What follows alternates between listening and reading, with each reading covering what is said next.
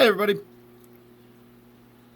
this is my Moonlight Gourami, and it seems to be doing battle with one of my loaches down there on the bottom, a hillstream loach.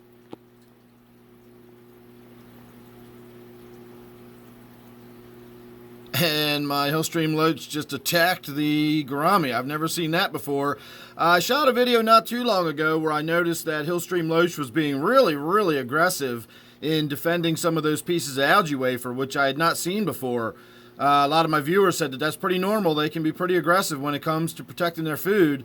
But I had never seen that kind of behavior before, and I certainly have never seen it actually get up on the back of a fish like that, as it just did.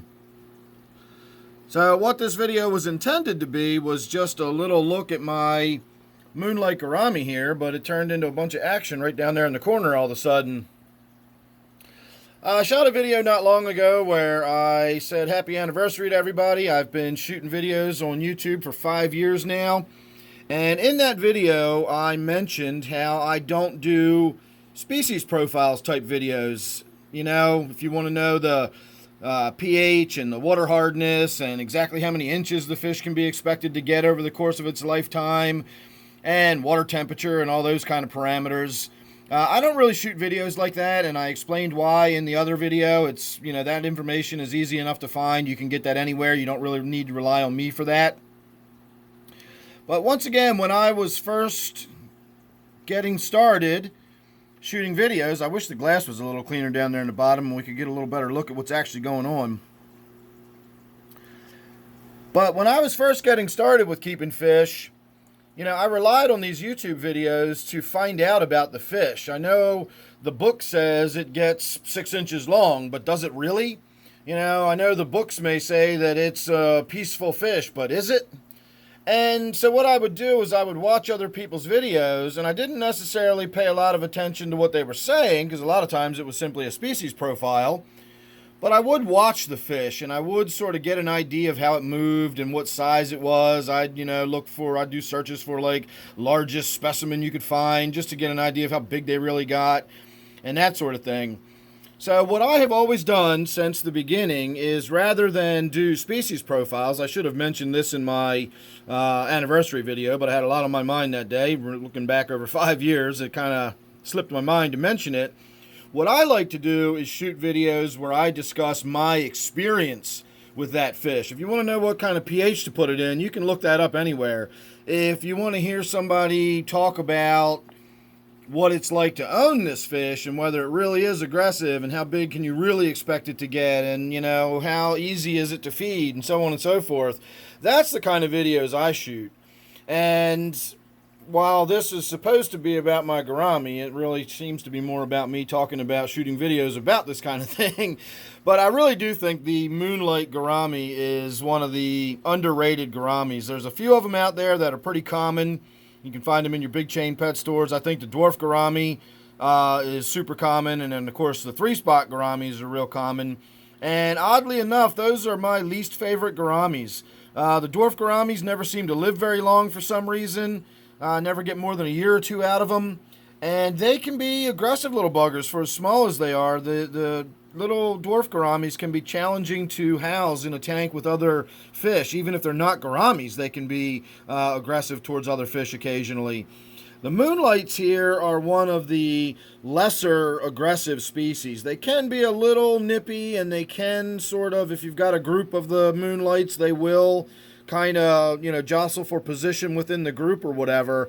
But other than maybe the occasional little, you know, dash towards my angelfish or something, you know, there's no real aggression with my Moonlight Gourami. And if I was really planning on building up a tank with a group of them in there, I think that would be fairly easy to do. I did at one point have a group of several 3-spot gouramis. I had several opaline gouramis in this tank. That's when I started calling it my gourami tank, when I had a bunch of gouramis in here. And it was a challenge to find 6 gouramis that would live together. And even then, it was just, I never realized what was going on. It was still just a slow weeding out of all of the weaker ones. I had one big dominant female in there, and she very slowly but surely, after about a year and a half, I was down to her. And then I had some moonlights, and I had some other species in here. But as far as the 3 spots, I ended up with just the one. And that was after, months and months of swapping them out and taking them back to the store and trying different ones and, attempting to find ones that weren't aggressive and that got along. And after all that work, I still wound up with one that was aggressive enough to kill all the other ones off eventually and just, bully them to death, harass them to death. But I've never seen that kind of behavior out of the Moonlights. They do get a little bit bigger. So I would say a 55 gallons, well, you could probably get away with a 40 breeder would be okay for a Moonlight, but they do get about 6 inches long. They do get bigger than the 3 spots, and the 3 spots get pretty big, actually. The 3 spots really will get a full 5 inches. I know a lot of times when they list the length of a fish in these species profiles, they don't always get to the size that they list them at, which is something to remember when you're saying, they get 6 inches long. That they can get 6 inches long. They're not guaranteed that every single fish is going to grow to maximum size. So, keep that in mind when you are looking at those numbers. But I have seen the Moonlights get a full 6 inches, 7 inches when they top out at full grown. The Moonlights can get substantially larger than the 3 spots can. So a 40 breeder would probably be about the smallest you would want to go with. But I would still probably recommend a 55 for a full grown Moonlight. I've had this one for, I don't know, maybe a year now, something like that, but it's definitely got a long way to go before it's full grown.